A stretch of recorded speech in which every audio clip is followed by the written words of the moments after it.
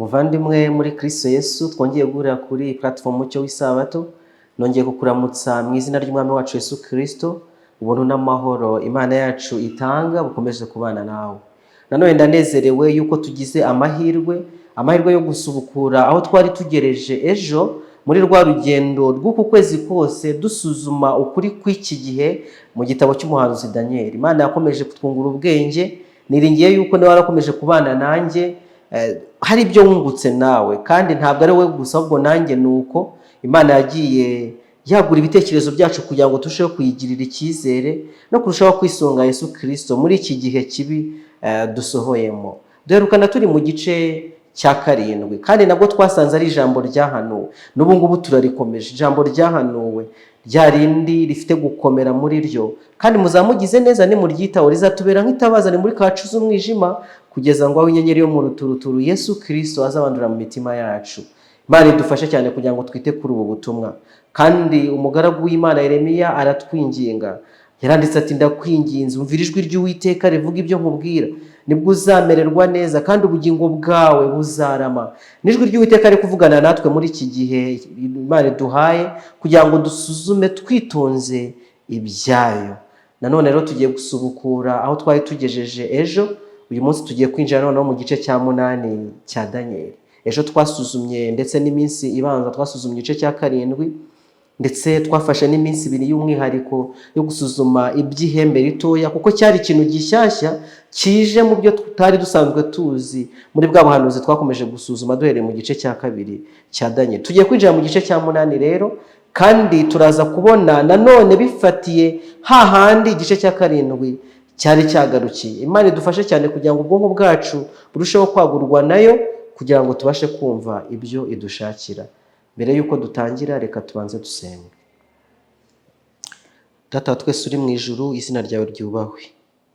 Ndagushima yuko duhaye amahirwe adasanzwe yo kongera kurambura iki gitabo cyiza, igitabo cy'ubugingo, igitabo kibasha kutubwira Yesu Kristo. Tuje uko turi kugira ngo wowe ubasha kutwungura ubwenge dusobanurirwe nawe.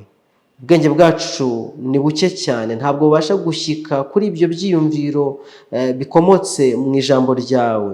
Ndetse na Daniel wabibonye nawe byamuteraga ubwoba ntabyumve neza. Tuje uko turira kugira ngo twungure ubwenge dusobanukirwe n'ibi byanditswe, kandi mu buryo bw'umwihariko igice cya 8 tugiye kuganira muri aka kanya nacyo tukibonemo Yesu, kandi tukibonemo amagambo yo kudukomeza no kurushaho kukwiringira. Niko gusenga kwanjye mu izina ry'Umwami wa Yesu Kristo. Amen. Daniel igice cya 8 nabihaye insanganyamatsiko ivuga ngo ukuri gusiribangwa. Tugiye kureba ukuntu ukuri kw'Imana kwagiye gusiribangwa, kandi ikintu kiza kudutangaza turasanga uku kuri kwarongeye gusiribangwa n'ubundi n'agahembe gato. Ejo muri Daniel igice cya 7 twasomyemo amagambo akomeye cyane ko hazabaho umwami udasanzwe wajyanijwe n'agahembe gato, kandi uyu mwami azaza akora uko yishakiye. Ngo niwe uzavuga ibyo kugomera isumba byose, kandi azarenganya abera bisumba byose. Azigira inama zo guhindura ibihe n'amategeko, bizarekerwa mu maboko ye, ngo kugeza aho ibihe n'igihe n'igice cy'igihe bizagenza gute bizashirira. Nibyo twasuzumye ejo, ariko nyuma yaho kandi ngo urubanza rugomba kugenza gute? Gushingwa. Rwamara gushingwa abera bagahabwa ubwami. Ubwo nibwo bwami dutegereje kugeza n'uyu munsi. Igice cya 8 se cyo kigiye kutubwira iki? Nacyo kiratubwira ibya ryahembe rito, ukuri kw'Imana gusiribangwa. Reka tubyinjiremo, turaya ku murongo wa mbere tuze gukomeza twumva icyo Imana itubwira. Umutwe w'amagambo ahanditse batubwira ngo Daniel yerekwa iby'imfizi y'intama n'isekurume y'ihene. Nibo byibuka mu nzozi za mbere Daniel yeretswe iby'inyamaswa enye zitagenje gute? Zidasangiye ubwoko. Iya mbere yasaga n'intare, iya kabiri yasaga n'idubu, iya gatatu yasaga n'ingwe, iya kane yari inyamaswa iteye ubwoba, ariyo yari ifite amahembe 10, kandi muri yo haza kuzamukamo kagahembe gatoya twatinzeho. Ubu noneho agiye kwerekwa iby'imfizi y'intama n'isekurume y'ihene. Reka dusome twumve. Mu mwaka wa 3 umwami Berushaza ari ku ngoma, jyewe Daniel neretswe ibikurikira ibyo neretswe ubwa mbere. Nkerekwa ibyo nagize ngo ndi ibwami Shushani mu gihugu cya Elamu, ariko ubwo nabyerekwaga nari ku ruzi Urayi. ubuhanuzi ngo yabwerekewe ku ruzi Urayi. Dukurikije abanyamateka tugakurikiza ibyo twabonye ejo, ni uko uyu mwaka wa gatatu w'ingoma ya Belishazari hari mu mwaka wa 550. Twarabibonye umwaka wa mbere we twarawubonye ejo ko ari muri mwaka wa 553. Mu mwaka wa gatatu rero Daniel yongeye kugira irindi yerekwa, kandi muri mwaka wa 550 w'iri yerekwa ryo mu gice cya munani, dutangazwa nuko ari nawe umwaka kuro w'umwashani yigaruranzuye witwa Astyages w'Umumedi, maze ahabwa ubwami bw'Ubuperesi. Ni ibintu dukwiye kwitaho muri ya mateka maremare twamaze kubona. Nta gushidikanya umuntu w'Imana Daniel yitegerezaga uburyo ubwami bwagereranijwe n'idubu mwerekwa ryo muri Daniel igice cya 7 twamaze kubona. Genda usome Daniel igice cya 7 umurongo wa 5 uraza kubona ibyo twarebye ku idubu bwari burimo buzamuka. Urumva yuko umwami Kuro, umwami tuzi nk'umwami w'igihangange muri ubwami bwa Medi n'Abaperesi, yari arimo atsinda abami. Yari umwami wabwo wa kabiri, yatangiye gutera imbere mu mbaraga kandi akaboneka ko afite icyerekezo mu bya politiki. Daniel rero yarabirebaga kandi yarabisobanukiwe. Ibyo ngibyo mbivugiye yuko biza kudufasha kubona impamvu hari ibyirengagijwe. Umurongo wa 3 urabitubwira, nubuye amaso mbona imfizi y'intama ifite amahembe abiri ihagaze ku ruzi. Ayo mahembe uko ari abiri yari maremare, ariko rimwe ryasumbaga irindi. Irirerire niryo ryagenje gute? Ryaherukaga kumera, niko ijambo ry'Imana ritubwira. Murongo wa 4, mbona iyo mfizi y'intama igenda ishyamye yerekeye iburasirazuba n'ikasikazi n'ikusi. Ntihagira inyamaswa ihangara kuyihagarara imbere, ntihaboneka ubasha kuzikiza. Yagenzaga uko yishakiye ikagira imbaraga. Nusoma mu byanditswe byera byo muri iyi Bibiliya mfite, Bibiliya yera yahinduwe n'umuryango wa Bibiliya mu Rwanda ikandikwa mu 1993, batubwiye ngo iki kumwe no murongo, mbona iyo mfizi y'intama igenda ishyamye yerekeye iburasirazuba. Oya, ntabwo ari iburasirazuba. Nusoma mu zindi verisiyo ahangaha habayeho kwibeshya, kandi nitujya no mu mateka turasanga atari yerekeye iburasirazuba, ahubwo yari yerekeye iburengerazuba. Tuzabibona neza. Umurongo wa 20 w'iki gice cya 8, reka nsimbuke gato kugira ngo twe gutinda muri aya mateka kandi tuyaze. Hari aho nshaka ko tuza gutinda. Umurongo wa 20 batubwira ngo imfizi y'intama y'amahembe abiri wabonye niyo bami b'Abamedi n'Abaperesi. Nari mvuze yuko Daniel yitegerezaga, kandi ijuru naryo ryari ribizi yuko uyu mugabo w'umunyapolitike, turabisobanukiwe yuko yari umwe mu bakomeye bo muri ubwo bwami. Turabizi ko Nebukadinezari yari yamuhaye ubutwari, ari minisitiri w'intebe. Ariko noneho tugeze mu bwami bwa Belushaza, ndetse mu mwaka wa 3, ubwo hasigaye imyaka ingahe se kugira ngo bicikire kuri rya joro ridasanzwe ryo gutsembwaho. Hari hasigaye imyaka igera muri 11-12. Birumvikana rero Daniel yitegerezaga ugusimburana k'ubwami bwa Babuloni uko bwagiye bugenda nyuma y'urupfu rwa Nebukadinezari. Twabiganiriyeho haba mu gice cya 5 mu buryo bw'umwihariko, ndetse n'igice cya 6 twarabisuzumye twitonze, n'igice cya 7 kandi twarabibonye uburyo byagiye ubwami bwa Babuloni bwagiye bucogora. Ariko kandi uyu prime minister, uyu ministre w'intebe witwa Daniel yanarebaga ukuntu hari ubundi bwami buri kuzamuka.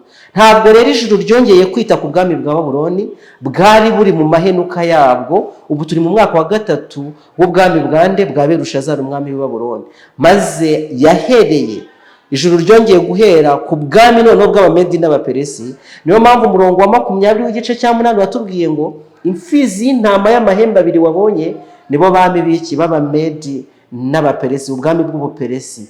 Amahembe yayo abiri iyi mfizi y'intama ahari ashobora kutubwira ibya yadubu yari yegutse uruhande rumwe, ubwo bifite impande ebyiri.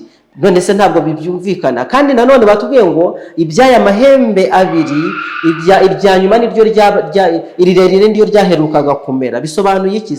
Bivuze yuko n'ubundi aya mahembe abiri atagenzaga gute, atareshyaga nk'uko ya migongo yo kuri yadubu uruhande za mpande ebyiri zo kuri yadubu ntabwo nazo zareshyaga, uruhande rumwe rwari rwerugutse kuruta urundi. Birasobanutse yuko bya bintu bifitanye isano. Idubu n'imfizi y'intama byose bisobanura ubwami bwa Medi n'Abaperesi, abo bagereranwa n'igituza n'amaboko by'ifeza ku gishushanyo Nebukadinezari yarose muri Daniel igice cya kangahe? Igice cya kabiri. Ntabwo dutinda muri aya mateka, twayatinzemo. Twabonye muri Daniel igice cya kabiri, tuyabona muri Daniel igice cya karindwi. Kandi n'ubu ngubu marayika amaze kutubwira yuko iby'iyi mfizi y'intama y'amahembe abiri, ariko kandi ihembe rya nyuma ari ryo rirerire ndetse ari ryo riheruka kumera, birasobanutse n'ubwami bwa Medi n'Abaperesi nk'uko marayika amaze kubisobanura ku murongo wa 20. Reka noneho dutere intambwe twumve ibyakurikiyeho ku murongo wa 5. Nkibyitegereza mbona haje isekurume y'ihene iturutse iburengerazuba, igenda idakoze amaguru hasi, ikwira isi yose. Kandi iyo sekurume y'ihene yari ifite ihembe rigaragara cyane hagati y'amaso yayo. Nuko itera ya fizi y'intama y'amahembe abiri nayo nabonye ihagaze ku ruzi, iyivudukira ifite imbaraga n'uburakari bukaze. Mbona yegereye iyo fizi y'intama, irayirakarira, irayisekura, iyivuna ayo mahembe yombi. Ya fizi y'intama ntiyari ifite imbaraga zo kwihagarara imbere, ahubwo iyo sekurume y'ihene iyikubita hasi, irayisiribanga, ntihaboneka uwabasha gukiza iyo fizi y'intama imbaraga za ya sekurume y'ihene. Akibyitegereza, igihe yitegerezaga ibya ya fizi y'intama, abona noneho hadutse iki? Isekurume y'ihene. Kandi isekurume y'ihene nayo ntabwo noneho ifite amahembe abiri, ahubwo ifite ihembe rimwe rigaragara cyane hagati y'amaso yayo. Niko batubwiye, ivudukana ya fizi y'intama, iragenda irayisekura, irayivuyanga rwose, ngo ntihaboneka ubasha gukiza iyo fizi y'intama imbaraga za ya sekurume y'ihene. Umurongo wa 21, reka nawo tuwusimbukireho twumva ubusobanuro marayika yahaye Daniel 21. Kandi ya sekurume y'ihene y'igikomo ni umwami w'Ibugiriki, kandi ihembe rinini riri hagati y'amaso yayo niwe mwami wabo wa mbere. Birasobanutse noneho, kandi twamaze kubibona yuko n'ubundi ubwami bwasimbuye bw'Abamedi n'Abaperesi ni ubwami bw'iki? Ni ubwami bw'Ubugiriki. Nuko rero imfizi y'intama yabanje n'Abamedi n'Abaperesi, kandi isekurume y'ihene yaje ikayivudukana, ikayisiribanga, ndetse ntihaboneke uwabasha gukiza ya mfizi y'intama, ni ubwami bw'Ubugiriki. Ariko batubwiye amagambo akomeye cyane yuko yari ifite ihembe rirerire cyane rigaragara cyane hagati y'amaso yayo. Kandi marayika amaze gusobanura amagambo akomeye avuga ngo ihembe rinini riri hagati y'amaso yayo niwe mwami wabo wa mbere, ari we Alexandre Mukuru. Twakomeje kubibona intambara za Alexandre Mukuru zabaye intambara zihambaye, yigaruriye icyari kizwi nk'isi muri icyo gihe cy'amateka kizwi ku izina ry'ubusirimu bw'Abagiriki, icyo bise Hellenistic Civilization. Cyatangiranye no guhanguka k'ubwami bw'Ubuperesi bwigaruriwe n'uyu Alexandre Mukuru, ari byo byamuhesheje gushinga ubwami bukomeye bw'Abanyamasedoniya, bwafataga igice cy'amajyepfo y'uburengerazuba ya Aziya n'amajyaruguru ndetse y'uburasirazuba bwa Afurika. Urumva ko bwari ubwami bwagutse cyane kandi abufata mu gihe gito cyane. Uko niko rero inda n'ibibero twabwiwe mu gice cya kabiri cya Daniel, inda n'ibibero by'umuringa byasimbuye igituza n'amaboko by'ifeza ku gishushanyo Nebukadinezari yose muri Daniel igice cya kabiri. Kandi niko yangwe twabonye muri Daniel igice cya karindwi yaje gusimbura idubu, maze isekurume y'ihene isiribanganya imfizi y'intama muri iki gice cya 8 binyuze mu ntambara n'uburakari bukaze bwa Alexandre Mukuru. Ibyo bintu byasohoye neza muri 334 nyuma y'imyaka isaga 216 Daniel ahawe iri yerekwa, maze iby'Imana yavuze bigenza gute? Iby'Imana yavuze birasohora rwose. Iby'Abagiriki nabyo ntabwo tubitindaho uko ubwami bwagiye bumera, ariko ntabwo ubwami bw'Abagiriki ari aha busoreza muri iri yerekwa. Umurongo wa 8, isekurume y'ihene igira imbaraga nyinshi cyane. Ya sekurume y'ihene bwa Bugiriki bugira imbaraga nyinshi cyane, imaze gukomera iryo hembe rinini riravunika, mu kimbo ryaryo hamera andi mahembe 4 agaragara cyane yerekeye mu birere 4 by'ijuru. Isekurume y'ihene yagize imbaraga, irakomera cyane. Twarabonye yuko yagereranijwe n'ingwe, kandi ingwe nayo ifite amababa nk'ay'ikizu, byafatanijwe hamwe kuguruka. Isi yose isa nkaho ibaye igiye mu maboko ya Alexandre Mukuru, igiye mu maboko y'Ubugiriki.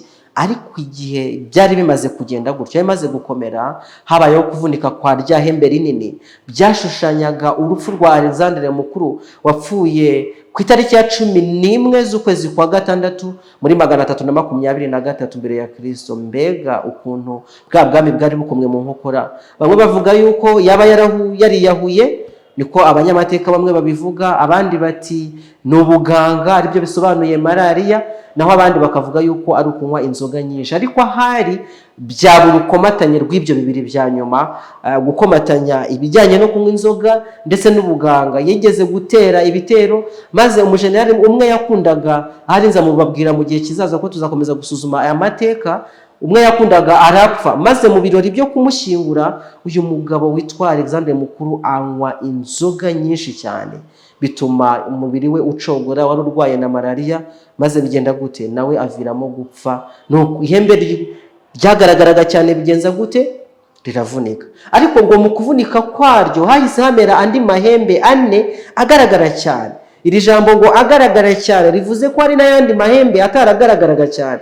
Mu yandi magambo, nubwo habayeho kuzamuka kw'abajenerali 4 twarabibonye, ba Cassandre, ba Lysimachus, ba Ptolemy n'undi, birumvikana na Seleucus bazamutse, ntabwo ari bo bonyine bashakaga kwigarurira ubutware bw'Ubugiriki, ariko nibo baje kugenza gute muri iyo mirwano, muri uko guteza impagarara kugira ngo bigarurire ubutegetsi. Abo nibo bagaragaye cyane.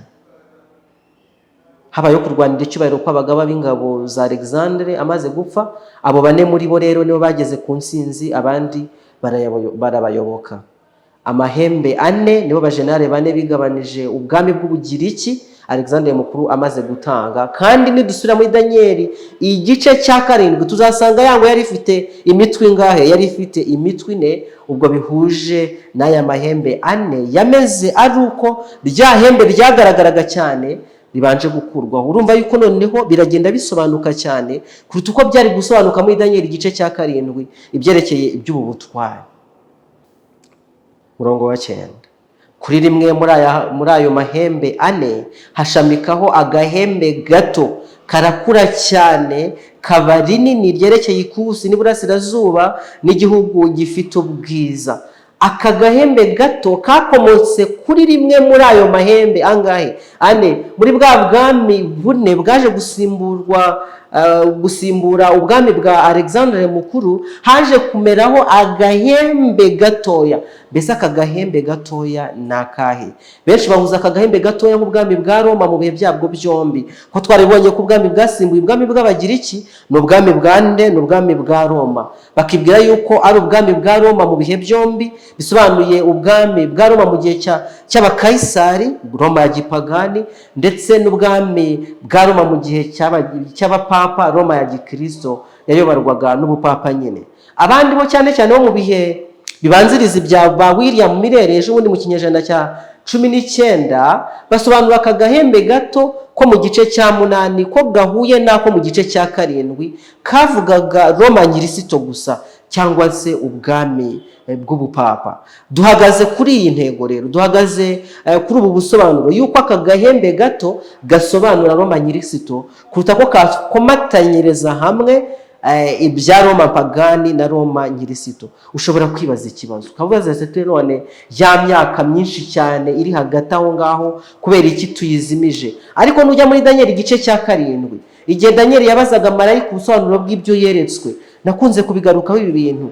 Gabriel yatangiriye ku nyamaswa enye arizo bami 4 bazaduka mu isi, niko yasobanuriye Danieli, ariko ahita asimbukira ku gihe abera bazahabwa ubwami. Ntabwo yigeze atinda kuri ka gahembe gato. Kubera iki se byari bigenze gutyo? Iyo bitaba amatsiko ya Danieli ngo akomeze kubaza iby'inyamaswa ya 4, asubaza iby'amahembe 10 ayiriho, abaza iby'ihembe rito ryaje kumera rirenganya abera ariko uraho amategeko y'Imana, ntabwo marayika yari yiteguye kumubwira. Ariko kubera ko yifuje kubimenya, agashaka kumenya amashira y'ikinyoma yabyo, niyo mpamvu marayika yongeyeho ibindi. Nuko rero kuba twabona iri yerekwa ryo muri Danieli igice cya 8 rigira ibintu runaka risimbuka, ntabwo byadutamgaza.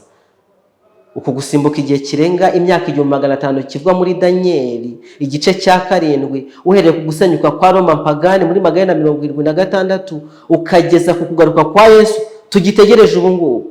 Hashize imyaka irenga 250 yose ibyo bintu bibaye, ariko marayika yaragenje gute? Yarabisimbutse. Kuba yarabisimbutse rero bitubwira yuko bishoboka yuko naha ngaha agira ibintu asimbuka. Amaze gusimbuka iki rero? Amaze kutwereka yuko ubwami bw'ubukiki bwaje kwigabanyamo amami ane, ariko kandi haza kumera agahembe gato kamwe kuri muri kamera kuri rimwe muri ya mahembe ane yaje gusimbura ubwami bwa Alexandre Mukuru. Biratubwira iki? Biratubwira yuko iri yerekwa ryo muri Daniel igice cya 8 noneho ntabwo ryigeze ritinda kuri Roma mu mugabane waryo w'amateka ya Roma y'ubukayisari cyangwa se Roma mpagani, ahubwo ryasimbukiye kuri Roma nyirisito. Reka twige twitonze ibimenyetso by'aka gahembe gatoya, tuze kureba niba bihuje neza kuko na Roma nyirisito gusa, cyangwa se byakomataniza hamwe Roma mpagani ndetse na Roma nyirisito. Umurongo wa 9 niho tugeze. Kuri yo ndimwe muri ayo hashamikaho agahembe gato karakura cyane kabari nini ryerekeye ikusi n'iburasirazuba n'igihugu gifite ubwiza. Nari maze kuvuga iby'iyo Roma nyirisito. Umurongo wa 10 rihinduka rinini rigera mu ngabo zo mu ijuru, ndetse ingabo zimwe n'inyenyeri zimwe ribijugunya hasi rirabisiribanga. 11 nuko ririkuza ndetse ryireshyeshya n'umugaba w'ingabo rimukuraho igitambo gihoraho, kandi ubuturo bwera bugenza gute? Burasenyuka. Izo ngabo hamwe n'igitambo gihoraho bihanwa mu butware bwaryo kubw'igicumuro, iby'ukuri ribijugunya hasi rikajya ribasha ibyo rigambiriye. Birakomeye. Ibimenyetso biranga iby'iri hembe ritoya. Ihembe ryakuze rikaza guhinduka rinini ariko ryabanje kuba ritoya. Icyo ni icyambere. Mbese byaba bihuje na bwa busobanuro twabonye muri Daniel igice cya 7 yuko hari ihembe ryaje ariko ari rimeze rite? Ari ritoya. Uku kuba gutoya twabyibazaho. Icya kabiri, ririkuza ndetse ryireshyeshya n'umugaba w'ingabo. Byageze ubwo ryireshyeshya n'umugaba w'ingabo. Ntabwo dushidikanya ko umugaba w'ingabo ari Yesu Kristo. Mbese ubutegetsi bwigereranije n'umugaba w'ingabo nk'uko twabibonye mu minsi ishize ni ubuhe? Ni ubwami bwa Roma y'ubupapa n'ubundi. Rimukuraho igitambo gihoraho, kandi ubuturo bwera bugenza gute? Burasenyuka. Ahariyo ibi bivuzwe noneho byerekeranye no kukurwaho igitambo gihoraho biza gutanga ubundi busobanuro, ariko turaje tubirebe neza twitonze. Bihanwa mu butware bwaryo kubw'igicumuro, iby'ukuri bijugunya hasi rikajya ribasha ibyo rigambiriye. Niko inyandiko itubwiye. Umurongo wa 24 utanga ubundi busobanuro kubw'iri hembe rito. 24 ariko reka mbere kuri 23. Igihe ubwo bwami buzaba bwenda gushirira, abanyabyaha bamaze gukabya, umwami w'umunyamwaga umenye bitamenyekana zima. 24 imbaraga ze zizaba zikomeye ariko ntizizaba ari izubwe. Azarimbura bitangaje, azabasha ibyo yagambiriye, azarimbura abakomeye n'ubwoko bw'abera. Uno murongo 24 nawe ushobora kugira icyo dufasha. Udusobanurira neza ko izi ngabo zo mu ijuru zivuzwe mu murongo wa 11, umurongo wa 10 na 11 ari abakomeye n'ubwoko bw'abera. Harabibwira ko izi nyenyeri ari umugabane wa marayika Satani yamanukanye nabo igihe yatezaga intambara mu ijuru, nkuko bivugwa mu Byahishuwe igice cya 12 umurongo wa 7. Ariko nubwo iri hembe rivuga ibikomeye kandi rikavana ubutware bwaryo kuri Satani, ariko riracyahagarariye ibikorwa bya muntu. Ntabwo ari Satani ubwe ngo agere mu ngabo zo mu ijuru nkuko byagenze kuri Satani. Izi ngabo zo mu ijuru subwo turabwirwa n'iki? Turabwirwa na marayika yuko ari ubwoko bw'abera. Ubwoko bw'abera, abakomeye n'ubwoko bw'abera. Kandi bihuje neza n'ubusobanuro Daniel yaje gutanga muri Daniel igice cya 12 tuzahagera, avuga iby'abantu b'Imana bazakora iby'ubutwari kandi bakarabyerana nk'inyenyeri. Ikindi turabona ukundi guhuza gukomeye kw'ihembe rito ryo muri Daniel igice cya 7 na muri Daniel igice cya 8 ko ryavugaga ibimeze gute? Ibikomeye byo kugomera isumba byose. Batubwiye ko rizigira inama zo guhindura ibihe n'amategeko bikarekirwa mu maboko ye kugeza aho ibihe n'igihe n'igice cy'igihe bizagenza gute? Bizashirira. Uhereye muri 538 kugeza mu cya 798. Wibuka ayo mateka. Mu gihe kiswe ikihe kiswe icy'umwijima ku isi bitari mu ijuru. Rero ntabwo ibintu byari mu ijuru ahubwo byari biri mu isi. Birasobanutse ko ibyo turi kureba ari ibyerekeye ububasha bw'ubupapa mu kugenga intekerezo, mu kugenga conscience, mu kugenga ubushake bw'abantu binyuze mu guhindura ibihe n'amategeko byashyizweho n'Imana, byakomejwe n'umurimo w'ubusaserdoti, umurimo w'abapadiri hano ku isi usimbuzwa umurimo wa Kristo mu buturo bwera bwo mu ijuru. Siko se batubwira, bamaze kutubwira ko bamukuyeho n'igitambo gihoraho. Nuko nguko igitambo gihoraho, hano iri jambo rimukuraho igitambo gihoraho. Mu bihinduzi bwa Bibiliya baravuze bongeyemo iri jambo igitambo, ariko ubundi byari bikwiye kuvugwa ngo rimukuraho igihoraho. Iri jambo igitambo ryongugewemo, bityo byari kuvugwa ngo rimukuraho igihoraho dukurikije umwemerere w'inyandiko z'Igiheburayo. Iki gihoraho se ni iki? Iki gihoraho cyerekeza ku murimo uhoraho w'ubuhuza wa Kristo akorera mu buturo bwera bwo mu ijuru. Ndakurarika mu izina rya Yesu kugira ngo uzakomeze kubana natwe. Tuzasubukura aho twari tugereje ubushize, tureba iby'amategeko y'Imana n'ibyabereye kuri Sinayi, twiga ubuturo bwera. Tuzareba icyo ubuturo bwera bisobanuye, kandi Daniel igice cya 8 batinda ku ngingo y'ubuturo bwera. Nuko rero turabona iri hembe rito rigera mu ngabo zo mu ijuru rirwanya umugaba w'ubwami bw'Imana, rimukuraho iki? Igitambo gihoraho. Tuzasanga igihoraho ari umurimo Kristo akora hehe? Mu buturo bwera bwo mu ijuru. Uyu murimo wa Kristo uhinyuzwa n'abafite kwizera n'abadafite kwizera, cyangwa kumenya icyo ari gukora ku bwacu, kandi ngo utizera ntabwo abasha kugenza gute? Kuyinezeza. Uko niko Satani yakuye umurimo uhoraho ndetse asenya ubuturo bwera, bwerekana uko yahinduye gahunda yo kuramya no kwisunga Yesu we muhuza wacu n'Imana, maze abizana mu isi, abyegurira umuntu muri gahunda y'ubusaserdoti bwashyizweho na Kiliziya Gatolika mu murimo w'abapapa n'abapadiri wo kubabarira ibyaha, bya bindi bajya bakora bagashyira abantu mu ntebe ya penitensiya bakavuga ibyaha byabo.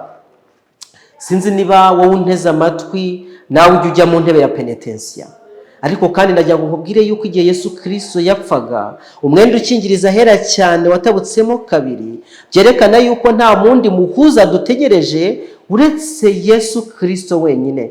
Aba bantu, abapapa, ubupapa, i Roma ya gipagani, babandi twabonye kubona ko bazagerageza kugomera isumba byose, kandi bamaze kutubwira amagambo akomeye ku murongo wa 11 n'uwa 12 ngo nuko ririkuza ndetse ryireshyeshya n'umugaba w'ingabo. Kimwe mu bimenyetso byerekana ukwikuza gukomeye cyane k'ubutware bwa Roma y'ubupapa nuko ryireshyeshyeje n'umugaba w'ingabo, maze rikagenza gute? Rikamukuraho iby'igitambo gihoraho, rikamukuraho iby'igihoraho, rikavanaho umurimo Kristo wenyine gusa ubabarira ibyaha abasha gukorera umunyabyaha umwisunze, umurimo uri gukorerwa mu buturo bwera bwo mu ijuru, maze bagashyiraho igitambo cya misa, igitambo ngo kigomba gutambwa buri munsi. Reka babyivugire. Uno mugabo witwa Mutagatifu Alphonse w'i Liguori yavuze amagambo akomeye, avuga mu gitabo yise Dignity and Duties of Priest, ubudahangarwa n'umurimo w'umupadiri. Baranditse ngo igitambo cy'ikaruvari si impongano ihagije y'ibyaha. Igihe nsoma aya magambo njyewe ndikanga ndetse ampindisha umushyitsi. Ese bimeze bite? Babyumva bate? Baravuze ngo igitambo cy'ikaruvari si impongano ihagije y'ibyaha, ahubwo Kristo akwiriye gutambwa n'umusaserdoti buri munsi mu buryo bw'igitambo cya misa. Ese niyo mpamvu bahora batamba igitambo cya misa cya buri munsi? Gusubiraho za Kiliziya ziri za paruwase bagomba gutamba igitambo cya misa buri munsi. Nuko rero ngo igitambo cy'ikaruvari kuri bose impongano ihagije y'ibyaha, ahubwo Kristo akwiriye gutambwa n'umusaserdoti buri munsi mu buryo bw'igitambo cya misa. Ukaristiya iyo imaze kwezwa n'umusaserdoti kubw'amagambo avuga, ihinduka umubiri w'umwami wacu bwite ugatambwa kuri aritari.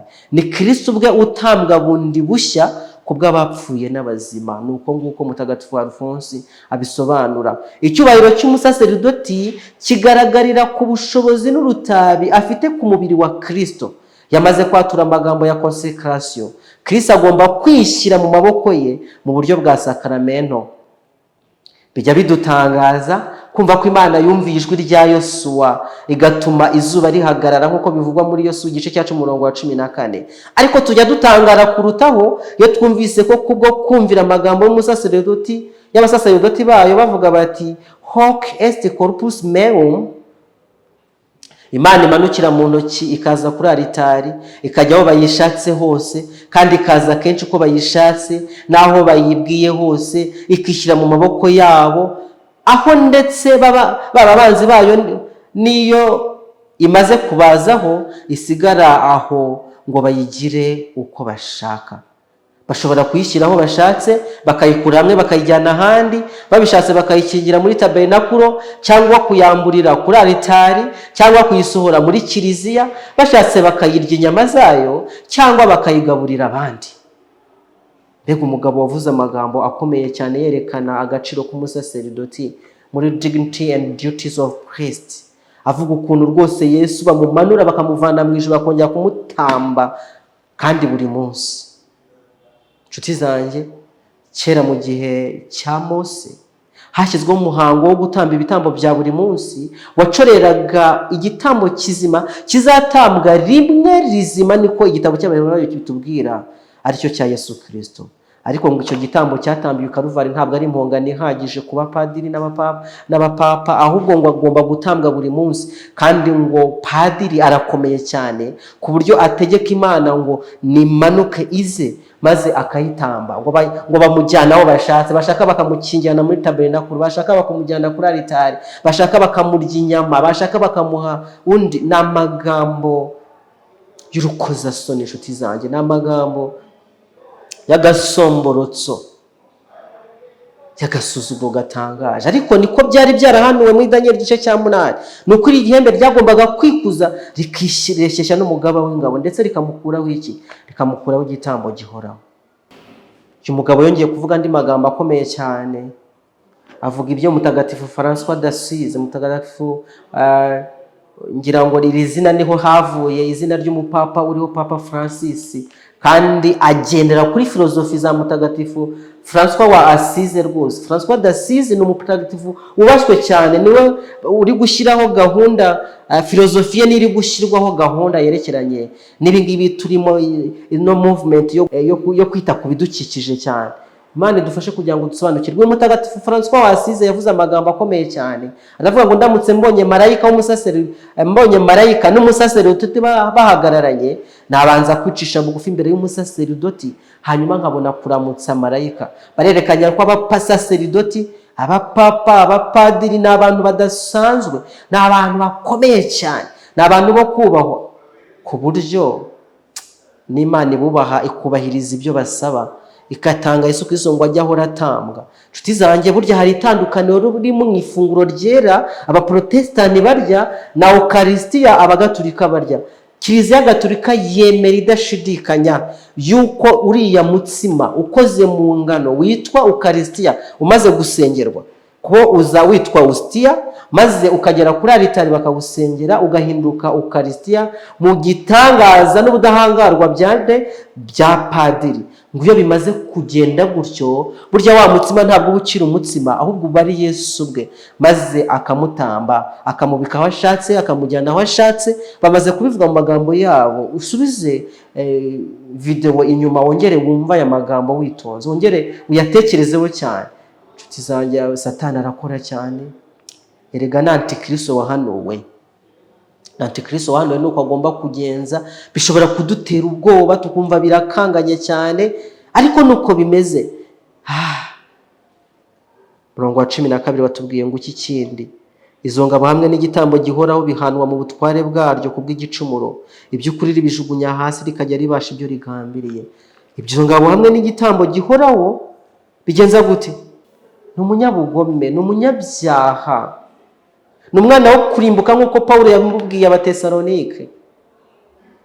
Nuko ingabo z'Imana zitangira kurenganwa. Twarabibonye imyaka 160 y'akarengane, aho buri mwaka hapfaga byibuze abantu 40,000. Ugenda ukora imibare urasanga ari abantu barenga 50,000,000 ubupapa bwishe muri icyo gihe. Ingabo z'Imana zihanwa mu butware bw'icyo gikoko ryajyanijwe n'ihembe ritoya. Kandi ngo ubuturo bwera bugenza gute? Burasenyuka. Gahunda y'Imana y'ubuturo bwera irasenyuka. Tuzabigaruka ko ejo byerekeranye n'ubuturo bwera, uburyo bwasenyutse, kandi uburyo bwagomba kugenza gute? Gusanwa. tuzabigarukaho ejo mu gice cya 9 kizadufasha kubyumva neza kuzumva neza mu gice cya 8. Nagakwiye kubivuga mu gice cya 8 ariko reka nzabivuge mu gice cya 9 mu buryo bw'umwihariko, ntabwo nzabyibagirwa hamwe no gufashwa n'Imana. Baratubwiye kandi ngo izo ngabo hamwe n'igitambo gihoraho bimaze guhanwa mu butware bwaryo kubw'igicumuro, iryo hembe rito iby'ukuri ribijugunya hasi, iby'ukuri byose ribijugunya hasi, rikajya ribasha ibyo rigambiriye.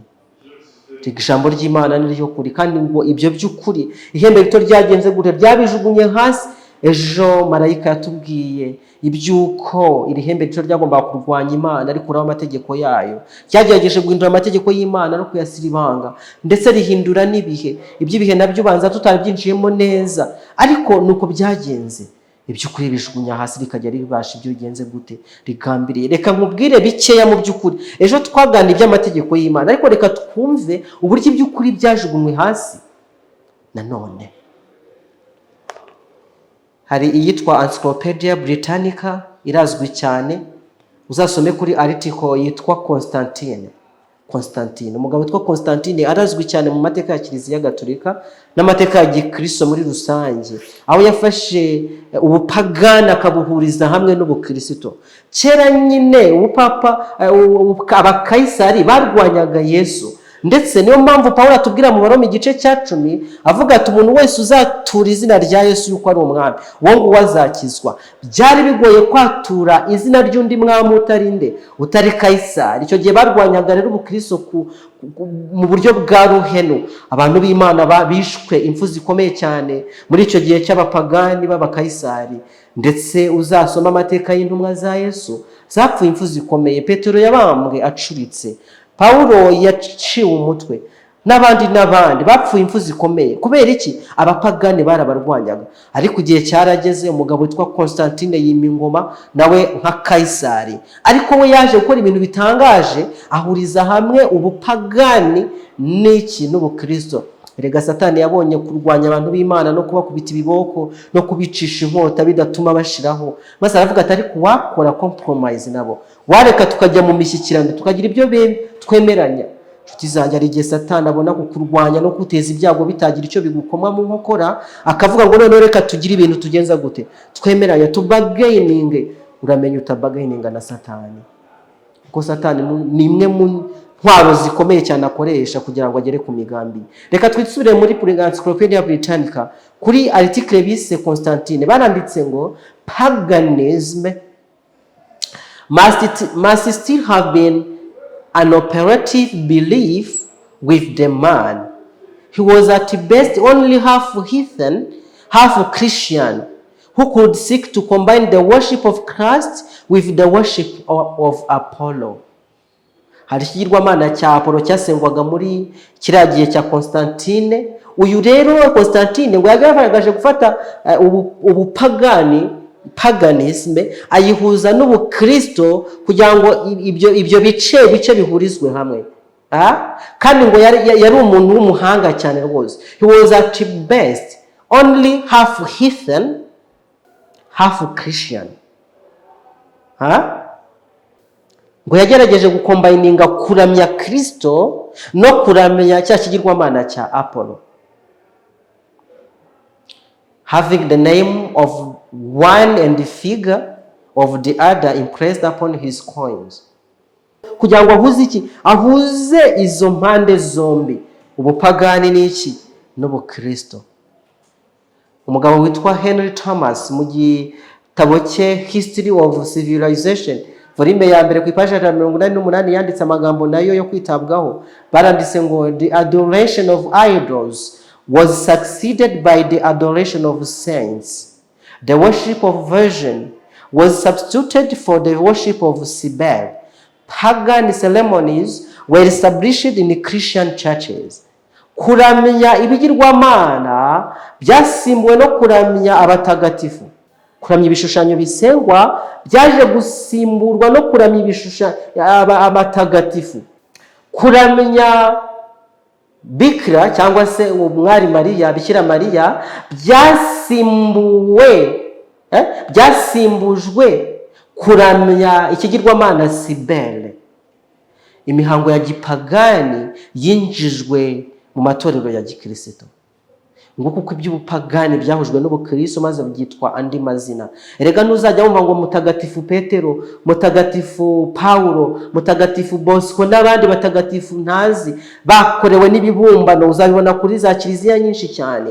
Ibyo byahoze ari ubupagani, byahoze ari uburyo bwo kuramya ibigirwamana n'ibishushanyo bisengwa mu bupagani. Ariko ngo kugira ngo uyu mugabo utuje kuvanga ubukristo n'ubupagani bigezweho, hari byagiye bisimbura ibindi. Kwaguramya ibigirwamana, kwakuramya ibishushanyo bisimburwa no kwiyambaza abatagatifu, kandi nabo bakagenza gute? Bagakorerwa bya bishushanyo. Kwakuramya umuntu ikigirwamana kitwa Sibere bisimbuzwa no kuramya Bikira Mariya. Imihango ya gipagani yinjizwa mu itorero gutyo. Uyu ni Henry Thomas ubitubwiye. Henry Thomas kandi atubwira ngo until Christianity exhibited so grotesque and hideous a form that its best features were lost and its early loveliness altogether destroyed.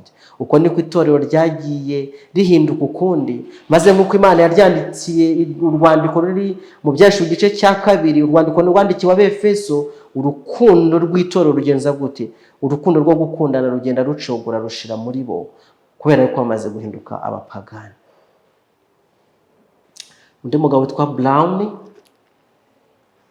tubwira ngo This Believing World, muri iki gitabo cye This Believing World yanditse amagambo akomeye cyane. Aramurika ngo one cannot well refer to those cults of Babylon, Egypt and the rest of dead religions, for the echo of their ancient founder is still to be heard reverberating in almost every form of filthy existing today. They are dead only in name. Ntawakwirirwa yibaza ibijyanye n'imihango n'ubucurabwenge bw'imisengere n'imigenzo y'ubupfumu bw'ab'i Babuloni n'Abanyegiputa n'andi madini cyangwa se n'indi myemerere yose yapfuye yayindi abakurambere bari bafite, kubera ko byose ngo birimo birasoundinga, biracyumvikana nk'ijwi ry'inkuba uyu munsi wa none mu idini iriho ya gikristo. Ngo byapfuye gusa ku izina byitwa, byahinduriwe amazina, naho ubundi biracyahari rwose. Nuko nguko Brown abibona. Bise namwe mujya mwitegereza ukuntu imihango ya gipagani ikorerwa muri za kiliziya. Bise mwagiyemo mubona bari kugenda banyanyagiza amazi y'umugisha, bagenda banyanyagiza. Bise ubasha kubihamisha ibyanditswe byera. Bise wabonye bagiye gushyingura bafite ibintu by'imibavu n'imyotsi, bagenda bakubita imirambo, bagenda banyanyagiza. Bise wabonye inzogera igomba kubanza kuvuzwa, utuzogera tuvugwa hato na hato kuri za kiliziya. Bise wabonye ibishushanyo bagenda babyikubita imbere, babiramya, babisoma. Ibyo byose byahozeho mu bucurabwenge bwa kera, mu madini twibwira ko atakibaho, mu misengere ya gipagani twibwira ko itakibaho. Ariko Brown avuze amagambo akomeye cyane ngo biracyumvikana nk'ijwi ry'inkuba, ku buryo abantu bose babasha kubibona bakabyumva, keretse yuko byagenze gute? Byahinduriwe amazina. Nicyo ngicyo cyonyine cyahindutse.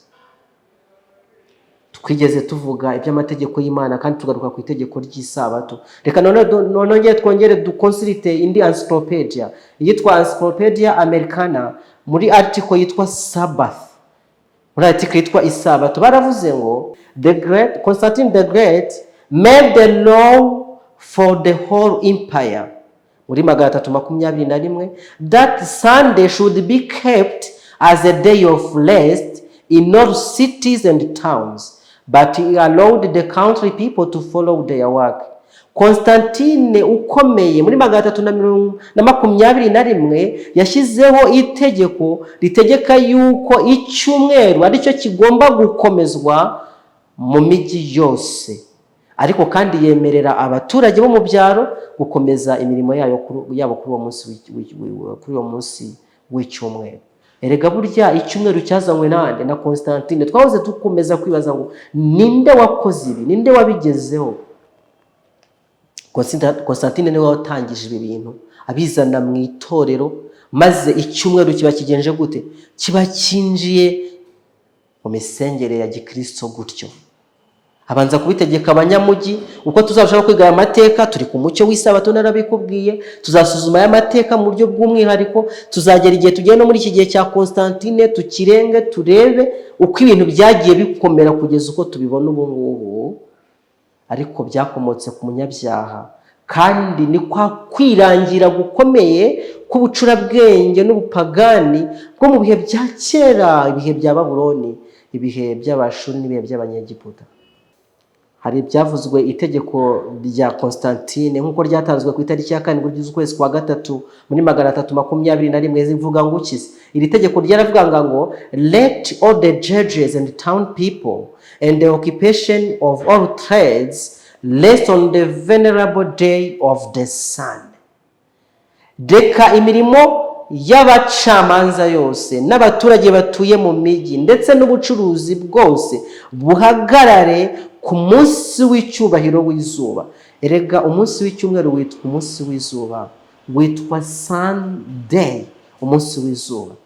Nuko nguko itegeko rya Constantine ryavugaga gute? Ryavugaga, ongera ubisome witonze, niba uzi icyongereza ahari wanabisomera kurushaho. Ndagira ngo nsaba abantu b'Imana ngo ibintu nagiye mvuga nabi mu rurimi rudasobanutse nkabisobanura nabi mu Kinyarwanda, muzamfashe kubyumva neza, ahari ubutaha nzabivuge neza kurutaho, kubera yuko ntabwo ururimi ari urwanjye. Ariko baravuze ngo reka abacamanza, abaturage batuye mu migi n'abakora imirimo y'ubucuruzi bahagarika imirimo yabo kuri uyu munsi w'icyubahiro w'izuba, Sunday, day of the sun. Hari undi mugabo witwa James wanditse igitabo cyitwa The Worship of Nature, kuramya ibyaremwe, yanditse amagambo akomeye cyane muri volume yacyo ya mbere ku ipaje 529 avuga ngo in ancient Babylonia the sun was worshipped from immemorial antiquity. Muri Babylonia ya kera izuba ryagumijwe gusengwa uhereye mu gihe tutazi cya kera cyane. Erega burya nuko bimeze, kandi itegeko nuko ryaje mu Bukristo. Batangiye gusenga ku munsi w'izuba, bashyiraho umunsi w'izuba busimbuza umunsi w'umuremyi, umunsi baramyaho ibyaremwe. Kino gitabo gifite izina ryiza, The Worship of Nature. Umunsi baramyaho ibyaremwe bawusimbuza umunsi wo kuramya uwabiremye. Nguko tubona ababikira Mariya, twabibonye ko ari ikigirwamana Cybele cyangwa se Cybele, ntabwo nzi uko nabisoma neza. Nuko bimeze. Andi magambo yanditswe muri Essay on the Development of Christian Doctrine ku ipaji ya 373 baranditse ngo the use of temples dedicated to particular saints, incense, lamps and candles, votive offerings, holy water, processions, sacerdotal vestments, the tonsure, the ring in marriage, turning to the east, images, ecclesiastical chants are all of pagan origin and sanctified by the adoption into church. Aya magambo arakomeye nayo. Baratubwiye ngo iki? Gukoresha insengero zagenewe abatagatifu runaka. Ndabivuga gute? Kuba insengero zareguriwe mutagatifu runaka, ya myotsi, ya matara yatwa mu kiliziya, za buji, ya maturo batura, ya amazi y'umugisha, ya myambaro y'abasaserdoti, ya meta ikoreshwa mu bukwe, kwa guhindukira berekeje iburasirazuba, bya bishushanyo, za ndirimbo baririmba z'injyana rwose muri ya gahunda yo gutamba ibitambo bya misa n'indi mihango ya kiliziya. Ibyo byose bikomoka mu bupagani, maze kandi biratagatifuzwa, byinjizwa mu itorero. Mbese ibintu turabivuga dute? Ngiyo Roma y'ubupapa, ngiyo itorero Kiliziya Gatolika, nguko uko bagiye bazana ibintu utasobanuza iki gitabo. Ntabwo ibintu wabasha kubisobanuza iki gitabo nshuti yanjye. Ntabwo wabasha kubisobanuza iki gitabo. Ntabwo byagukundira. Reka njye mu kindi gitabo cyitwa The Catholic World. Isi ya gikatolika, The Catholic World.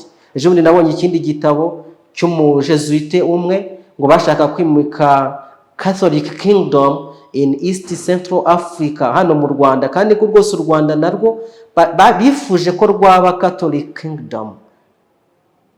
Amateka y'u Rwanda nayo yarababaje cyane nyine ku byerekeye izo ngingo. Ahari abantu b'Imana bacukumbura bagasesengura bakamenya ibyo ari byo, nibo bamenya nyine ayo makuru. Reka twigumire muri aka kanya uburyo ryagiye rikora ibintu bitangaje, rikabasha ibyo rigambiriye kandi rikagenza gute, rigashira rikajugunya hasi by'ukuri byose. Reka dusubire mu gitabo, njye mu gitabo cyitwa The Catholic World nkuko nayo imaze kubivuga. Iki gitabo The Catholic World baravuze ngo the church took the pagan philosophy and made it the battle of faith against the heathen. Itorero Kiliziya yafashe filozofi, ubucurabwenge bw'ubupagani, maze abo bari bwo bakoresha mu kugenza gute, bakoresha nk'intwaro yo kwizera, nk'ingabo yo kwizera mu kurwanya ubupagani. Ese ibyo bintu twabasha kubisobanura gute? Tukabasha kubisobanura gute ko iby'ubupagani byo bigiye kurwanya ubupagani? Uwo ni umugambi wa Satani, niko agenza nyine.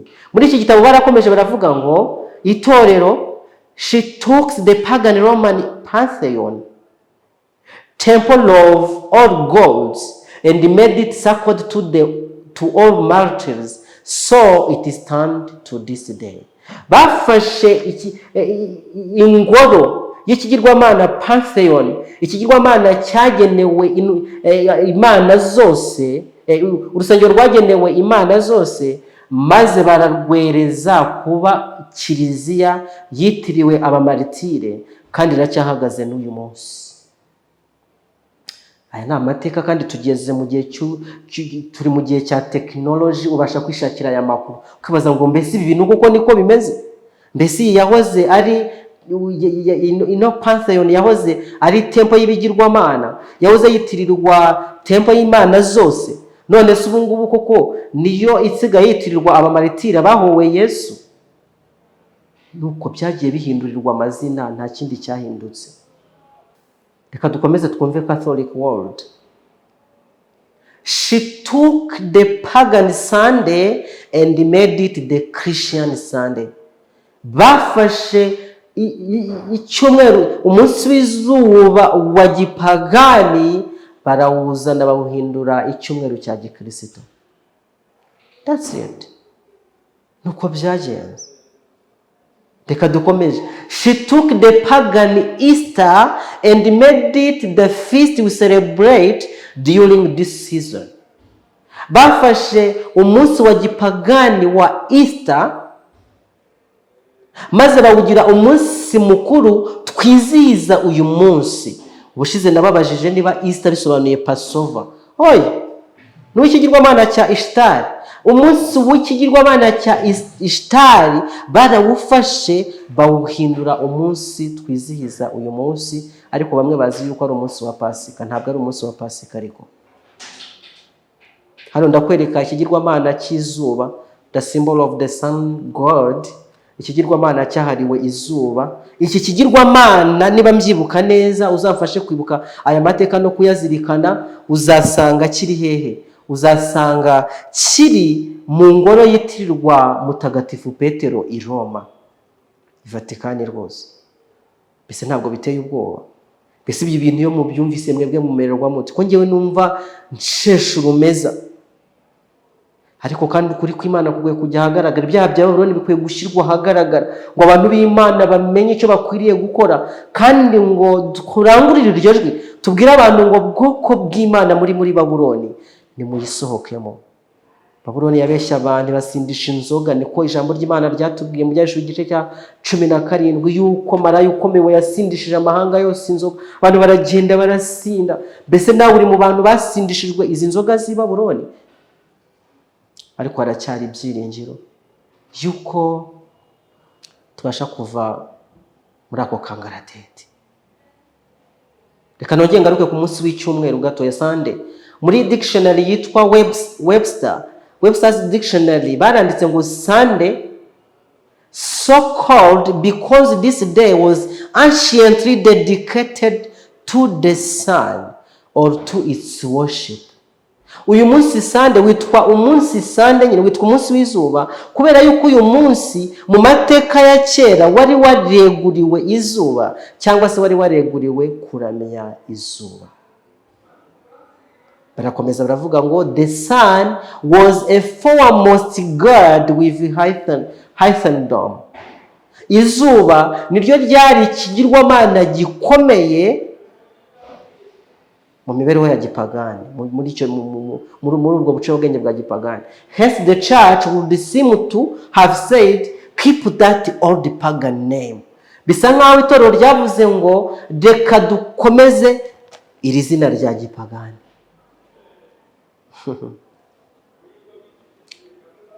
Ino dictionary irakomeza ikavuga ngo they shall remain consecrated, sanctified, and as pagan day dedicated to Balder became the Christian Sunday sacred to Jesus. Maze noneho ya Sunday yari yeguriwe Balder ngo yaje guhinduka Christian Sunday yeguriwe Yesu Kristo. Wavuga ibya Roma ntabwo yabirangiza, wavuga ukuntu iby'ukuri byajugunywe hasi ntabwo twakambika nyine tukicara hasi tukabyitegereza, biteye ubwoba. Ariko igice cya 8 nashaka ko dutinda kuri no ngingo y'imikorere y'umunyabugome, y'imikorere y'aka gahembe gato, yuko ryagenje gute ryafashe igitambo gihora umurimo wa Kristo akora mu buturo bwera rikawukuraho, rirongera rifata iby'ukuri ribigenza gute, ribijugunya hasi. Navuze iby'umunsi wa Pasika, umunsi mu Cyongereza bisobanutse neza kuruta mu Kinyarwanda. Buri ntabwo twadukwiye kwita umunsi wa Pasika natwe, kuko ntabwo ariko Abongereza bawita umunsi wa Ishtar, Easter day, ntabwo ari Passover day. Niba ndi kwibeshya uzanyomoze cyangwa uzamfashe kubyumva kurutaho. Nandi kuvuga iby'uwo munsi wa gipagani rwose, ariko abakristo benshi cyane. Ariko ikimbabaza n'aba Protestant bahakana inyigisho z'i Roma, ariko bamaze kubivuga yuko nyine batakihakana inyigisho z'i Roma. Twamaze kubona ejo bundi Brian atubwira yuko aba Protestant bameze nk'umwana wararagiriye iwabo kubera icyumweru, kubera umunsi w'icyumweru, maze ageranya umunsi w'icyumweru nk'agatambaro bahorana mu mufuka kugira ngo kabibutse agafoto kabibutse mama wabo witwa Kiliziya Gatolika. Ariko hari n'indi minsi itari y'icyumweru gusa, ahubwo niyo Pasika barayifashe. Ariko uriya Pasika mwaba muzi icyo bisobanuye, uriya munsi wa Ishitari mwaba muzi ibyari byo. Niko bafashe n'umunsi w'iki wa Noheli. Ese umunsi wa Noheli waje kujyaho ryari? Hano mfite igitabo cyitwa uruhererekane rw'abapapa, kivuga iby'amateka y'abapapa n'ibyo bagiye bageraho. Ariko tugeze kuri papa wa 35 bamwise Mutagatifu Yuri wa mbere. Muno Mutagatifu Yuri wa mbere batubwiye ibyamuvuzweho nibi ngo yavukiye i Roma, atoranwa ku itariki ya 6 z'ukwezi kwa 2 muri 337, atanga ku itariki ya 12 z'ukwezi kwa 4 muri 352. Mu Kiliziya y'Iburasirazuba niwe washyize umunsi wa Noheli ku itariki ya 25 z'ukwezi kwa 12. Umunsi wa Noheli wagiyeho ku itariki ya 25 z'ukwezi kwa 12 muri ryari kiriya gihe, muri ubu bwami bwande, muri ubu butegetsi bwa Mutagatifu Yuri. Ubusanzwe bawuhimbazaga ku itariki ya 6 z'ukwezi kwa mbere. Ese burya byagiye binahindagurika mu mateka ya Kiliziya yuko uyu munsi wagiye uhindagurika? Mbere wari itariki ya 6 z'ukwezi kwa mbere, nyuma ushyira kuri 25 z'ukwezi kwa mbere. Ibindi yakoze niwe washinze ubushyinguranandiko bw'intebe ya papa, kuko ari wategetse ko ibikorwa by'abapapa bizajya bishyingurwa. Yarakoze ko yako tumenya aya mateka muri ubwo buryo, na za inscription turazibona ngayo ngo. Nshuti zanjye, ibintu byose ni ibinyoma. Ntabwo Yesu yavutse ku itariki 25. Mbere bari baramubeshye ko yavutse ku itariki ya 6 z'ukwezi kwa mbere, ariko ntabwo aribwo yavutse. Nta nubwo yavutse ku itariki 25. Ahubwo ibi byose bigendanye n'ubucurabwenge budasanzwe bwari mu bupagani bw'i Babuloni, nk'uko inyandiko zabo ubwabo zamaze kubitubwira. Ibi bintu ntabwo ari njye wabyanditse, ibintu ntabwo ari umudivantisi wabyanditse, ibi bintu byanditswe n'ababikoze ubwabo. Baravuga ngo ni uku twabigenje, ni uku byagiye bigenda. Ibyari ubupagani bigenda bihindurirwa, bigenza gute? Bigera mu bukirisitu. Ibyo kuri bishugunya hasi bikajya bibasha ibyo bigambiriye. Uyu mugabo ngo yari afite ububasha, ubutegetsi bwe bufite ububasha ku buryo nta wabukoma imbere. Hari amagambo njyango gusomere mu gitabo cy'intambara ikomeye yanditswe ku by'umupapa umwe, umupapa witwa Gregoire. Mwanditsi w'icyo gitabo ku ipaji ya 46 yanditse amagambo ankora ku mutima cyane kandi anyereka ibyo kukwishyira hejuru cyane k'ubupapa no kubasha ibyo bigambiriye n'uburyo ryaje gukura rikaba rinini. Twamaze kubona muri Daniel cya karindwi ko kari agahembe gatoya, ariko ntabwo batubwiye ko ryaje gukura ngo ribe rinini cyane, rihinduke rinini cyane. Ryaje gukomera rero rikajya ribasha ibyo rigambiriye byose. Ntambara ikomeye ku ipaji 46 baranditse ngo ubupapa bwari bwarabaye umutware w'abari ku isi utegekesha igitugu. Abami n'abami b'abami bumviraga amategeko ashyizweho n'umupapa w'i Roma. Imibereho y'abantu yaba y'icyo gihe cyangwa iteka ryose yasaga nawe iri mu maboko ye. Mu binyejana byinshi inyigisho z'i Roma zari zaremewe mu bantu benshi kandi mu buryo butaziguye. Imihango yayo yakoranwaga icyubahiro, ndetse n'iminsi mikuru yayo kubahirizwa n'abantu bose muri rusange. Abapadiri n'abepiskopi barubahwaga kandi bagashyigikirwa mu buryo busesuye. Nta gihe cy'icyubahiro, ikuzo n'ububasha birenze ibyo kigeze kibaho ku itorero ry'i Roma. Nyamara amanywa y'ihangu ubupapa bwari bugezemo icyo gihe yari ijoro ry'icuraburindi ku batuye isi. Ibyanditswe byera byasaga rwose n'ibitazwi, atari muri rubanda gusa ahubwo no mu bapadiri. Ntabwo mbizi ese ubu ngubu ubwo bimeze bite? Imana ishimwe yuko yaduhaye ibyanditswe byera. Twaganira icyigisho cya mbere, niba utaracyumvise ndakwinginze ujye kumva kiriya cyigisho kitubwira agaciro k'ijambo ry'Imana. Impamvu abantu bayobye cyane nuko batamenye ijambo ry'Imana, kandi filozofi y'ubu bupapa nuko yambuye abantu ijambo ry'Imana. Uzi ko no muri za kiliziya uretse ko bitangiye kuza noneho sigaye mbona abantu bagendana Bibiliya ntagatifu, ariko kera rwose ntabwo bazigendanaga. Padiri niwe wari wemerewe gusoma misa n'abandi bagomba gusoma ibice, ariko abantu ntabwo bigeze bitungira ijambo ry'Imana. Igihe umugabo witwa Luteri yari avumba ijambo ry'Imana byamukoze ku mutima cyane, arumirwa, yabaye nk'ubonekewe, abona ukuri kw'ijambo ry'Imana, umwijima uratamuruka. Nakomeje kubisubiramo, rega ijambo ry'Imana rizatubera itabazari muri kacu z'umwijima. Niyo mpamvu ibintu abenshi batabizi bakabibamo nk'imihango. Kandi ikintangaza, hari umuntu umwe wigeze kuvuga amagambo kandi yatekerezaho cyane, ariko asa n'ukuri. Aravuga ati icyampa nkagira kwizera nk'uko abagatulika, nkagira kumenya Bibiliya nk'abadive, nkamenya kubwiriza nk'abahamya ba Yehova n'ibindi. Ararondora imico y'abantu n'ibyo bagiye bafitemo performance. Icyantangaje nuko abagatulika aribo bafite kwizera guhambaye. Ega kuko baragufite, baragenda bakikubita imbere y'ibishushanyo, bagamba padiri ngo abazanira amazi y'umugisha. Ndibuka hari umuntu umwe twabanye mu gihe nari ndi ku ishuri, yari umukatolike, maze kandi yajyaga ajya i Kibeho. Hariyo rero isoko bajya kuzana ya mazi y'umugisha. Ayo mazi umwe undi twabanaga aza kuyoga. Mbega skandali yabaye, amazi avuye i Kibeho undi ayoze. Byari ibintu bidasanzwe. Ararakara cyane yuko ayo mazi ari cyo yabamarira, yuko yamibavu padiri ari yamyotse ari kubatumuriraho hari icyo yabamarira. Nshuti zanjye, igihe ukuri kw'ijambo ry'Imana kutararambuka biba ari ijoro ricuza umwijima cyane. Umwanditsi aravuga ati igihe ubu butware bwari kugera ku ntebe cyane buri kujegeza isi, icyo gihe nicyo cyari ukubudika k'umwijima ku batuye isi yose. Nibyo koko Roma yari iri kugera ku manywa y'ihangu, yivuga ikomera cyane, ryamaze kuba ihembe rinini cyane.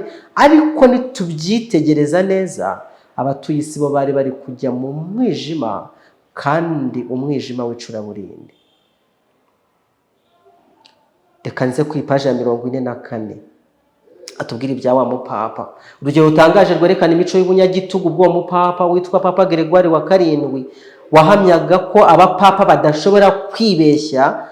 Ngo ubupapa ntabwo bugenza gute? Ngo ntabwo bushobora kwibeshya. Infallibilité papale ni kimwe mu bintu bikomeye cyane bahagaze ko badashobora kwibeshya. Twarabibonye ejo bundi cyangwa ejo yuko nyine ubupapa bwibwira ko butibeshya. Abantu bamwe bajya bibwira yuko ubupapa bwihaniye butazongera kurenganya abantu, ariko ubupapa ntabwo bwihaniye kubera yuko buzi yuko butagenza gute? Butibeshya. Ariko muraje mubyitegereze kandi muzabibonesha amaso yanyu niba Uwiteka duhaye kurama. Urugero rutangaje rero rw'uyu mupapa wahamyaga yuko abapapa badashobora kwibeshya rwagaragariye mu byo yakoreye umwami w'abami w'Ubudage witwa Henry cyangwa se Henriko wa kane. Kubera guhangara gusuzugura ubutegetsi bwa papa, uwo mwami w'abami yabwiwe ko aciwe mu itorero kandi ko anyazwe ingoma. Henriko amaze guterwa ubwoba nuko ibikomangoma bye bimuvuyeho kandi bimurwanije. Muri uko kumwigomekaho, ibyo bikomangoma bikaba byari bishyigikiwe n'itegeko byahawe na papa. Yabonye ko akwiriye kwiyunga na papa, aca bugufi aravuga ati, kambayeho ubutegetsi bwanjye bugiye mu kaga. Ubu yafashe urugendo aherekejwe n'umugore we ndetse n'umugaragu we wamwumviraga, anyura mu misozi miremire ya Alpe mu gihe cy'ubukonje bwinshi cyane kugira ngo yereke papa ko yicishije bugufi imbere ye. Ageze ku ngoro Papa Gregoire yari yagiye kuruhukiramo, bamujyanye mu gikari atari kumwe n'abaje bamuherekeje. Maze muri ubwo bukonje bwinshi cyane, nta kintu yifubitse mu mutwe no ku birenge, ndetse yambaye imyenda isuzuguritse cyane, aba ariho ategerereza ko papa amuha uburenganzira bwo kumusanga aho ari.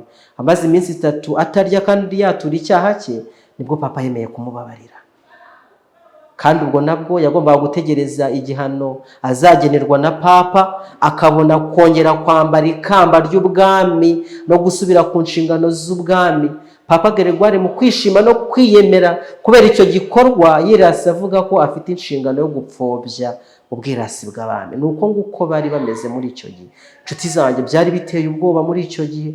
Byari biteye ubwoba. Uko ni ukwishyira hejuru k'ubupapa kwabayeho mu gihe cyashize, kandi ubu ngubu ngo ari kwegura intebe ye. Turi kubona ko uruguma rwari rwishe iyo nyamaswa mu byashize igice cya 13 rurimo rugenda rukira. Uzagenda usoma ibyashize igice cya 13.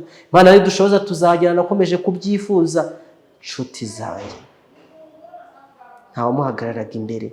Ibi nibyo rero twabwiwe na marayika, amaze kutubwira ibintu bikomeye cyane yuko ari uko bizagenda. Umurongo wa 14 ndumva nifuza kugera ku musozo, ntabwo andi magambo ntimuyatindemo kubera yuko tugiye mwihishurirwa n'ubundi iryo marayika yagenje gute yadusobanuye kandi twagiye tubivugaho. Umurongo wa 14, reka nsome 13. Nyuma numva uwera avuga, maze undi wera abaza uwo wavugaga ati, ibyo byerekanwe by'igitambo gihoraho n'igicumuro kinyagisha bizageza ryari? Ku buturo bwera n'izo ngabo bizasiribangwa? Aransubiza ati, bizageza iminsi 2300, uko bukeye bukira, nyuma ubuturo bwera bubone kwezwa. Nakubwiye ngo ibijyanye n'iyi minsi 2300, ibijyanye n'ubuturo bwera, ntabwo nabasha kubisobanura muri aka kanya. Reka nzabisobanure nifashishije Daniel igice cya 9 umunsi w'ejo cyangwa w'ejo bundi, bitewe n'igihe tuzafata twiga kiriya gice. Kubera yuko hari umugabane dusizeho igice cya 8 uzasobanukira mu gice cya 9, tuzafata iminsi irenze umwe twigana igice cya 9 twitonze. Ariko ngo bizageza ryari ibyo bintu? Bizageza iminsi 2300 nyuma ubuturo bwera bubone kwezwa. Kugira ngo amakuru meza kandi tuzasuzuma twitonze, nuko uyu murongo Daniel igice cya 8 umurongo wa 14 ushobora kuba ari wo mbarutse yo kuvuga ku itorero ry'Abadiventiste umunsi wa 7. Ndetse ntabwo ari ushobora, ahubwo niko hari uwagiye kwiga ubuhanuzi, arasoma yiga iby'aka gahembe gato, areba imikorere yabwo, maze aza kugwa kuri uyu murongo wa 14 uvuga yuko ibyo by'imikorere y'ihembe rito bizagenda bikamara iminsi 2300, uko bukeye bukira, nyuma ubuturo bwera bukagenza gute? Bukabona kwezwa. Iyi minsi 2300 tugomba kwiga twitonze ngo tumenye intangiriro yayo n'inyusirizo yayo, kandi ngo tujye kwiga noneho cyagomba gukurikiraho icyo bita kwezwa ku buturo bwera. Mbese kwezwa ku buturo bwera bisobanuye gute? ingingo y'ubuturo bwera ni ingingo ikomeye cyane, ariko tuzayiga twitonze kandi tuzagera ku bintu bikomeye igihe tuzaba turi kuyiga. Umurongo wa 15 rero gukomeza, Daniel yasobanuriwe iby'izo nzozi yarotaga, ibyo yeretswe. Umurongo wa 15, nuko ngiye ubwanjye Daniel maze kubona ibyo neretswe, ibyo ngashaka kumenya, ngiye kubona mbona gisa n'umuntu kimpagaze imbere, maze numva ijwi ry'umuntu riturutse hagati y'uruzi Urayi, arahamagara ati Gaburiyeli we, sobanurira uwo muntu ibyo yeretswe. Ntabwo dushidikanya ko usa n'umuntu ari Yesu Kristo, niwe wemeye kwambara kamere k'umwana w'umuntu, maze kandi ngo yumvikanisha ijwi ategeka marayika Gaburiyeli. Erega niwe ufite ubutware no gutegeka abamarayika, niwe Archangel. Hari uwambwira izina yuko ari umutware w'abamarayika, ariko ni ukuri ni umutware w'abamarayika nabo, kandi ni umutware wanjye, ni umutware wawe niba ubyemera. Niwe mwami wa byose, harimo no ko ari n'umwami w'isabato, ni umwami wa byose, byose biri munsi y'ukuboko kwe. Maze atanga itegeko kuri marayika Gaburiyeli, aramubwira ati sobanurira uwo muntu ibyo yeretswe. Mu wa 17, nuko ansangaho nari mpagaze, ariko akiza ndatinya nikubita hasi nubamye. Nuko arambwira ati umva yewe mwana w'umuntu, ibyo weretswe n'iby'igihe cy'imperuka. Igihe yarebaga mu maso h'uyu mukambwe witwa Daniel, erega rimwe arageza mu minsi yo gukura kwe, kandi acogoye atentebutse yibaza iby'ibi bintu. Abanza kumuhumiza ati humura, ibyo bintu n'iby'igihe cy'imperuka. Yitegereje iby'iryo hembe, uburyo ryikuje rikajya mu ngabo zo mu ijuru, rigasira ibanga by'ukuri kamenagura hasi. Kandi ngo bigeze ku ngingo y'ubuturo bwera bwo, tuzabibona neza cyane ejo. Ibijyanye n'ubuturo bwera bwo byateye impungenge cyane uyu mugabo w'Imana witwa Daniel. Ibintu nawe ntabwo yabyumvise, kandi kutabyumva natwe hari abantu benshi batabyumvise. Mu mateka yose ya gikristo byagiye bitumvikana, kuko n'ubuhanuzi bukomeye cyane, ubuhanuzi bwerekeye igihe, ubuhanuzi butubwira ngo bizaba uyu munsi. Mbese nibiki byagombaga kuba, mbese byagombaga kuba ryari? Akimbwira ndabirana nk'usinziriwe ko nakubamye, ankora barambyutsa, arambwira tumvangiye kukumenyesha ibizaba mu gihe cy'umujinya wo kumperuka, kuko ari iby'igihe cy'imperuka cyategetswe. Ibintu ngiye kukubwira nibyo mu gihe cy'imperuka cyategetswe. Imfizi y'intama y'amahembe 2 wabonye nibo bami ba Medi n'Abaperesi, kandi yasekurume y'ihene y'igikomo ni umwami w'Ubugiriki, kandi ihembe rinini riri hagati y'amaso yayo niwe mwami wabo wa mbere. Kandi nk'uko ryavunitse mu kimbo cyaryo yakamera andi mahembe 4, uko niko ubwo bwoko ariko buzaba budafite amaboko nk'ay'uwa mbere. Nguko twarabibonye, twabirebye neza uko bisobanura. Umurongo wa 23, igihe ubwo bwami buzaba bwenda gushirira, abanyabyaha bamaze gukabya, mu yandi magambo abapagani. Ahari aba banyabyaha bavugwa muri Daniel igice cya 8, ntitwabura kubagereranya na bwa bwami bwa Roma y'ubupagani nyine y'abanyabyaha. Abanyabyaha igihe bazaba bamaze gukabya rero, abanyabyaha bamaze gukabya, umwami w'umunyamwaga umenya ibitamenyekana azima. Imbaraga ze zizaba zikomeye, ariko ntizizaba ari ize. Azarimbura bitangaje, azabasha ibyagambiriye, azarimbura abakomeye n'ubwoko bw'abera, twabibonye. Azagira imigambi ituma abashishwa byose n'uburyarya, kandi azishyira hejuru mu mutima we. Azarimbura benshi biraye, ndetse azahaguruka kurwanya umwami w'abami, ariko azavunagurika ntawe umukozeho. Azarwanya umwami w'abami, azarimbura benshi biraye, azakoresha uburyarya, ariko ngo ni umwami w'iki? Ni umwami w'ubupagani, bambe umwami w'umunyabwaga. Umenya ngo ibigenje gute bitamenyekana, by'abandi bami batigeze bamenya mu bijyanye na filozofi politike. Tumutinzeho nanone twibaza ngo mbese imikorere ye ihuriye he n'iby'iki gihe turimo. Nakweretse ibishushanyo, ibimenyetso byose uko bo babyivugiye. Nkunda yuko babyivugira, ntabwo njya nishimira kujya kubivuga, oya, mba numva bakabyivugiye. Inshuti zanjye, umwami w'umunyamwaga ugomba kurimbura abakomeye n'ubwoko bw'abera. Ndibwira ko kurimbura abakomeye n'ubwoko bw'abera byerekana ishingiro ryo kuba ari umwami w'umunyamwaga nyine. Iby'iri hembe rito niyo turi kuvuga. Umwami wibasira abatavuga rumwe nawe mu by'iyobokamana, nk'ufite ubutware mu by'iyobokamana. Biratangaje kandi bikwiye gukangura intekerezo zacu cyane kugira ngo tubyiteho. Inshuti zanjye, ndasoheza ku magambo ari mu ntambara zigirwa itorero ku ipaji ya 72 igitabo cya mbere.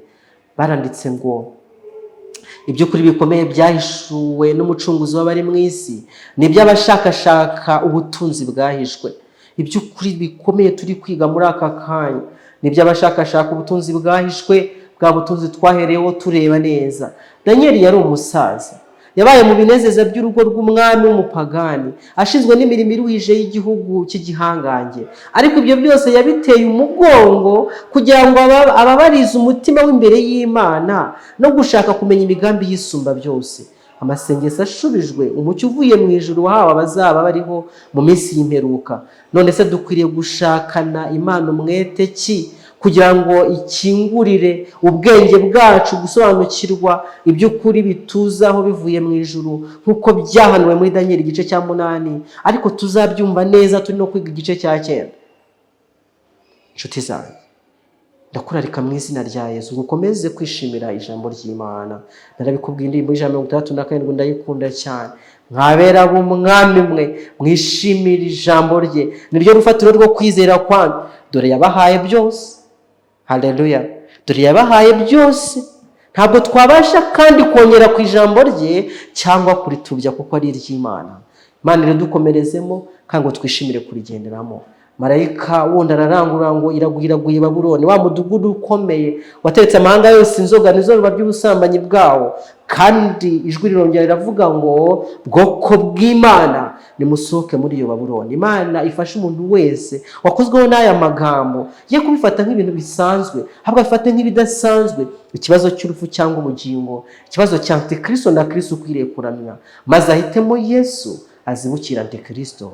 Imana ibigushoboze mu izina ry'Umwami wanjye Yesu Kristo. Amen. Reka dusoze n'isengesho. Data wa twese udukunda uri mu ijuru, nanone turagushimiye. Tugushimiye ijambo ryawe ribumbuwe, ijambo rikomeye, ijambo ryitabaza koko rimurika hahandi hacuze umwijima. Ryamurikiye Ruteri warizeraga iby'ubucurabwenge bw'i Roma, maze arahindukira ntiyaba akishingikirije ku mirimo, kubera yuko bajyaga batanga imirimo bagakora iby'indurugenzi kugira ngo babarirwe ibyaha, maze umubwira yuko umuntu atazakizwa n'imirimo yabwo, twakijwe n'ubuntu kubwo kwizera gusa. Igihe umucyo wamumurikiraga yarahindukiye arihana, maze atangiza ikiswe ubugorozi tugishikamemo na n'uyu munsi, cyaje kuvamo abaprotestani, bisobanuye abahakanyi bahakana inyigisho z'i Roma, ahubwo bakikomeza kuri Bibiliya sola scriptura. Tugushimiye yuko iryo jambo nawe twariduhaye ukatumurikishiriza uwo mucyo, kandi maze gusangira na bene data ayo magambo. Reka buri wese wakozweho n'aya magambo umuhe umugisha wawe, akomeze kumvikana muri we, he gukomeza kumvikana amajwi inkuba z'ubupagani mu mibereho ye, habumvikana amajwi y'ijwi rituje rya Yesu ritwongora ko dukwiriye kugendera mu ijambo ryawe. Komeza kutubana. Tugushimiye iby'iki gihe waduhaye cyo kwimbika mu ijambo rya mu buryo bw'inkayiko muri iki gitabo cya Danieli. Tugushimiye ibyigisho byabanje, tugushimiye n'iki gitambutse, kandi tuguragije n'ibindi bisigaye ngo dukomeze kungurwa ubwenge nawe, kandi ubwenge budutegura kuzaragwa ubwami bw'ijuru, nk'uko wabwiye Danieli ko abanyabwenge aribo bazarabagirana nk'inyenyeri iteka ryose. Uzaduhe kuba muri uwo mugabane w'abanyabwenge. Niko gusenga kwanjye mu izina ry'Umwami wanjye Yesu Kristo. Amen.